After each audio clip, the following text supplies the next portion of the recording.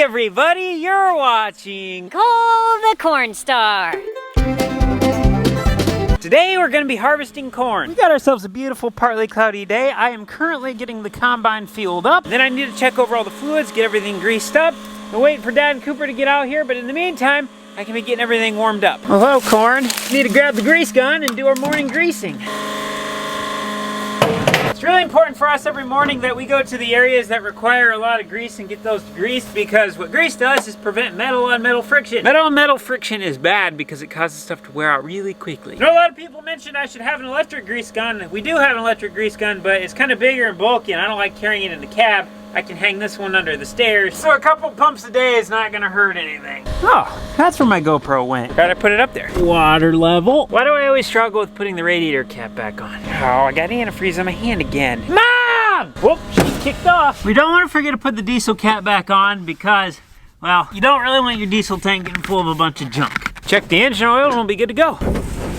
Oh, looks good. I'll tell you guys one thing, on my next combine, I am putting in an auto greaser. It's not like greasing is that difficult, but if I didn't have to do it, I wouldn't be offended. Hashtag auto greaser. Kelly, come here, yeah. Come on, Kelly. Are you camera shy? Are you camera shy? You're wild. You're wild. We've been running some pretty late hours, so we had Sable kind of sleep in this morning, so we're getting started here. Then once Sable gets back, Dad'll take my place in the combine, and then I'm gonna go back and go work on some stuff in the office. But in the meantime, we are going to go combine some corn. Fun fact, this used to be a giant old dairy barn. That's what 120-mile-an-hour winds will do. Flat. Bonus row. It's a little weird running in corn that's actually standing normal, but it is really nice because I'm able to go a lot faster. I can cruise about 4 miles an hour when stuff's standing, but when I'm in the down stuff, sometimes I can't even go one. Spots like this are a little tricky. We planted through this waterway, but the way the waterway is laid, we have really long stretches where there's nothing. So right now I'm just picking one row. Then as we go along, more and more rows will start coming back into play as the waterway starts to steer over. The reason why we're able to plant through the waterways is that because we can set boundaries for our field so that our monitor knows where to stop planting. So then when the planter crosses into the waterway, the row shuts off. That way we're not wasting seed when we're driving through the grass. Truck start up okay, Coop? Pit vipers look good on you? Always. Hi, Callie. I think she's scared of the camera. Are you camera shy? Are you camera shy?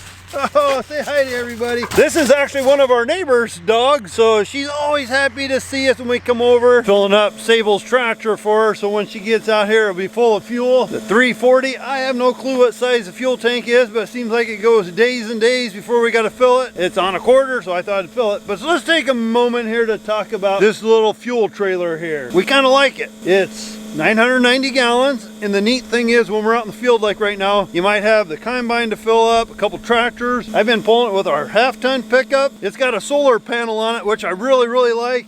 I haven't had to hook it to my battery at all. I just pull up to the trailer, boom, fill it up. Well, as soon as the tractor's full, we better get out in the field because I know Cole's out there combining and he's probably gonna be wondering where the cart is. Oh, gee, Dad, thanks. We have to make sure stuff doesn't get wrapped around that chain area because it'll get inside the chain and it'll cause the chain to come off. You guys remember how earlier in the season I said when we're going along we need to look out for trampolines in the fields? I wasn't kidding! There is an entire trampoline in the field. Oh my goodness. The thing blew all the way from up there by the house down to here and is hardly even bent. Hey Dad, I found a trampoline! It actually looks pretty good. Hopefully this thing works. Not every day you find a trampoline out in the field. No, I kind of forgot that tractor was out here. Snapped the axle a couple months ago. Makes kind of a cool ornament. We were having some issues with our roll feelers working right, so Dan from Headside just so happened to be passing through the area, so he's gonna take a look at it. Sorry, Dan, didn't mean to make such a mess. Up in the cab, it's telling us that we're having a low voltage reading to the feelers here. We're not really sure what's going on. I have 5 volts coming out, but I have nothing going back.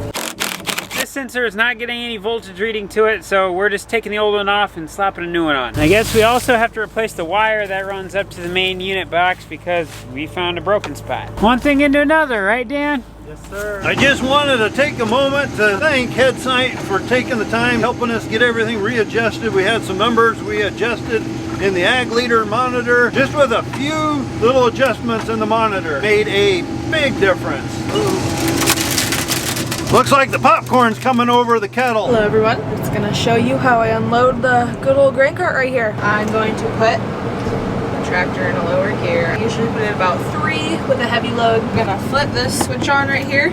You just pull it up, forward, and then we see the corn fall out. So we fill like 2 piles in the front, and then we move to the back and fill 2 in the back.